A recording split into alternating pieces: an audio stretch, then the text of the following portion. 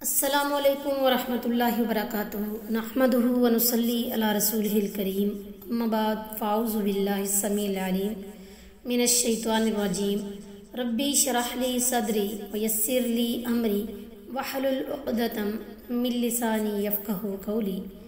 آج کی اس ویڈیو میں ہم سورۃ المائدہ کی آیت نمبر 73 کا لفظی ترجمہ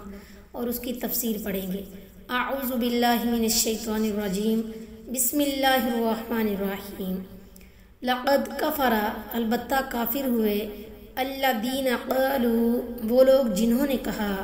ان اللہ، بے شک اللہ تعالیٰ، ثالث، تین کا، ثلاثۃ،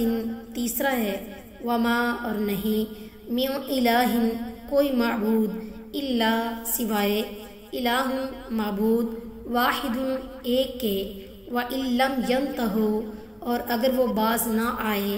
عما، اس سے جو، یقولون، وہ کہتے ہیں، لَيَمَسَّنَّ الَّذِينَ كَفَرُوا، ضرور پہنچے گا جنہوں نے کفر کیا، منہم، ان سے،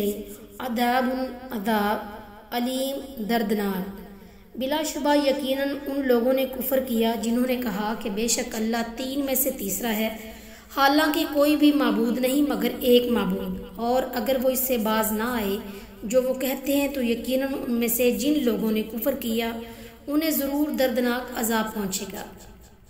لقد کفر الذین قالوا ان اللہ ثالث ثلاثہ، یعنی اللہ تعالیٰ کو تین میں سے تیسرا قرار دینے والے بھی کافر ہو گئے، جبکہ معبود تو ایک ہی ہے۔ اب خواہ وہ تین اقانیم، باپ، بیٹا اور روح القدس کو الگ الگ خدا قرار دیں یا کہیں کہ یہ تین الگ الگ نہیں بلکہ مل کر ایک ہی خدا ہیں،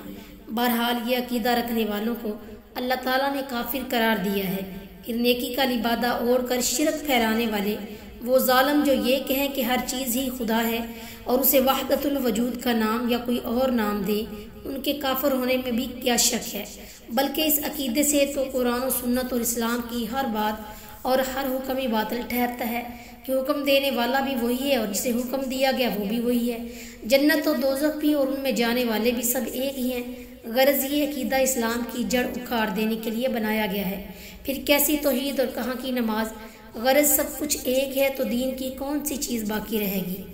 وَإِن لَّمْ يَنْتَهُوا، یعنی اگر وہ اللہ تعالیٰ کو تین میں سے تیسرا قرار دینے سے باز نہ آئے اور خالص توحید اختیار نہ کریں جس کی طرف انبیاء دعوت دیتے رہے تو ان کی سزا یہ ہے۔